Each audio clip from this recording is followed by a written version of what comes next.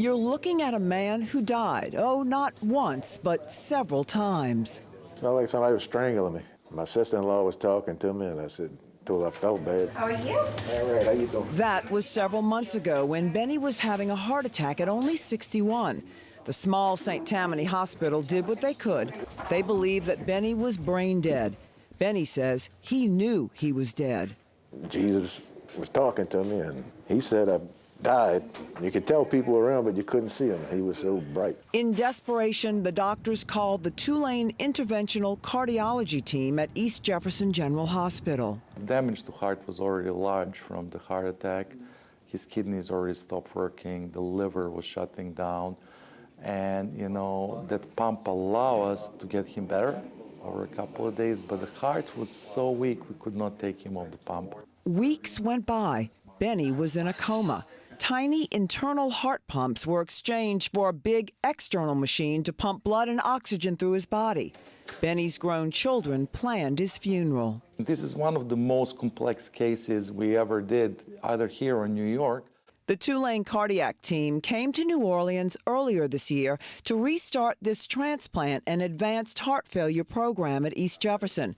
And the team of more than 36 never gave up on Benny. For days, people thought that his brain was damaged, so we were waiting for him to wake up. I was betting that he was going to wake up because I've seen this many times, and I know that people, they appear as if they're not going to wake up, but eventually they do. But Benny had a long way to go, 4.5 months to be exact, before he was strong enough to be put on a heart transplant list. In fact, his 62nd birthday came and went at East Jefferson.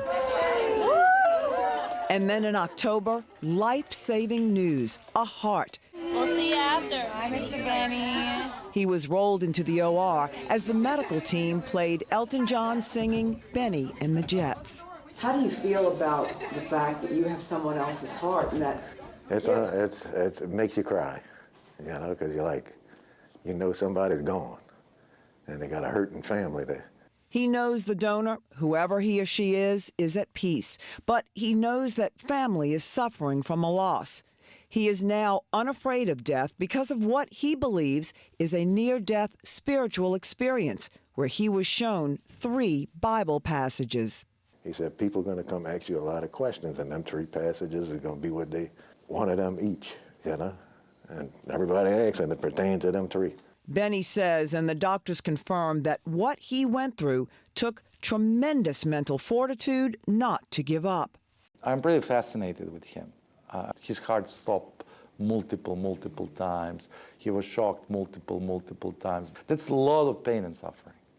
I always compare that like this is like PTSD, like you've been in a war. He was a very patient patient. He waited and he did everything properly, and that paid off well.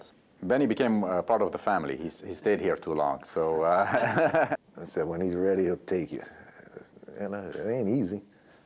Nothing in life worth anything unless it's hard. Now Benny's goal is to gain strength to get back to his job, not his former jobs as a St. Bernard Parish school warehouse manager or at Walmart, but the job of being the caretaker to his wife, who had a stroke, and bringing her back home from the nursing facility. Meg Farris, WWL, Louisiana.